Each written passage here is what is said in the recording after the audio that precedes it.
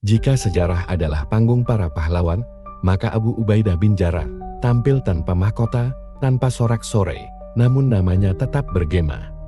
Karena kekuatannya bukan pada tahta, melainkan pada amanah dan kesederhanaan yang membungkam ambisi dunia.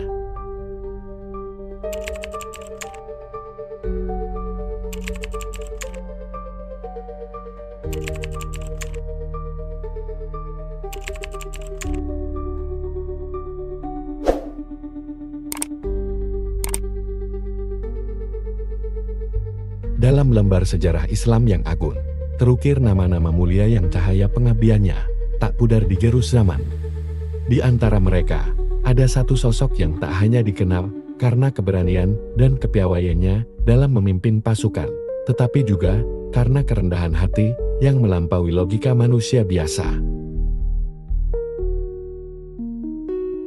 Dialah Abu Ubaidah bin Jarrah, sang penakluk negeri Syam, yang hidupnya bagaikan fajar. Tenang, tetapi membawa perubahan besar. Nama aslinya adalah Amir bin Abdullah bin Al-Jarrah, namun Rasulullah Shallallahu Alaihi Wasallam menyebutnya sebagai Aminu Hasihil Ummah, penjaga amanah umat ini. Julukan itu bukan sekadar sebutan manis, melainkan cerminan jiwa yang penuh ketulusan, kejujuran, dan keberanian yang berpadu dalam harmoni sempurna. Sejak masuk Islam melalui dakwah Abu Bakar As-Siddiq, Abu Ubaidah telah menyerahkan hidupnya sepenuhnya untuk Islam, menjadi pedang di medan perang dan pelita dalam kedamaian.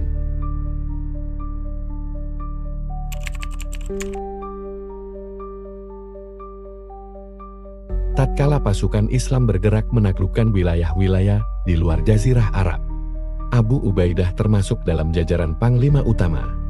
Dalam Perang Yarmuk, ia memimpin ribuan pasukan kaum muslimin menghadapi kekuatan besar Romawi.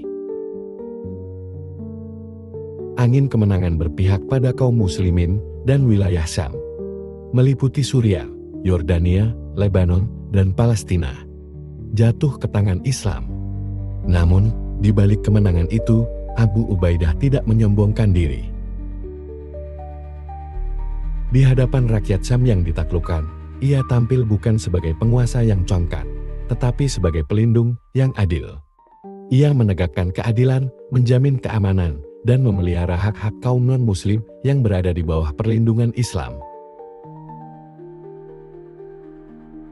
Ketika kaum Romawi hendak merebut kembali Hims, Abu Ubaidah mengembalikan jizyah atau pajak perlindungan kepada penduduknya seraya berkata, "Kami kembalikan harta kalian karena kami tidak mampu lagi melindungi kalian."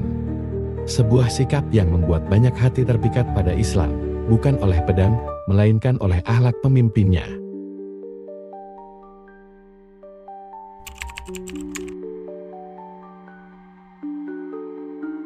Meski menguasai negeri yang makmur, Abu Ubaidah hidup dalam kesederhanaan. Suatu ketika, Khalifah Umar bin Khattab datang ke Syam dan berkunjung ke rumahnya. Umar tertegun melihat isi rumah Abu Ubaidah. Hanya sehelai tikar, kendi air, dan pedang tergantung di dinding. Umar pun berkata, "Wahai Abu Ubaidah, tidakkah engkau mengambil bagian dari dunia ini seperti yang dilakukan orang lain?" Abu Ubaidah tersenyum dan menjawab, "Wahai Amirul Mukminin, ini sudah cukup bagiku." Sikapnya itu menjadi simbol bahwa kemenangan bukanlah soal tanah dan kekuasaan, melainkan tentang menaklukkan hawa nafsu dan memelihara amanah. Ia tidak membiarkan dunia bersarang dalam hatinya, walau dunia berada dalam genggamannya.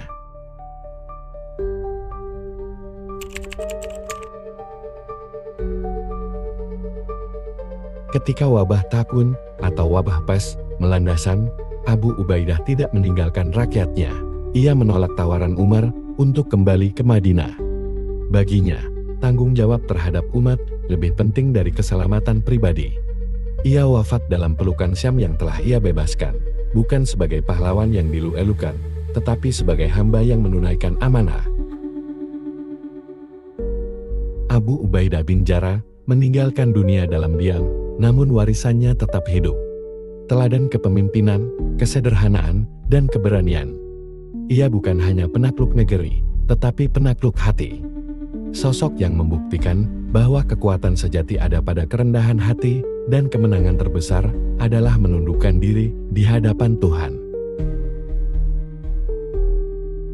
Kisah Abu Ubaidah bin Jarrah adalah pelajaran tentang kepemimpinan sejati dan kerendahan hati yang langka. Jika kisah ini menginspirasi kalian, jangan lupa untuk like, share ke teman-teman, dan subscribe channel ini agar kita bisa terus menyebarkan kisah-kisah hebat dari sejarah Islam. Sampai jumpa di episode berikutnya.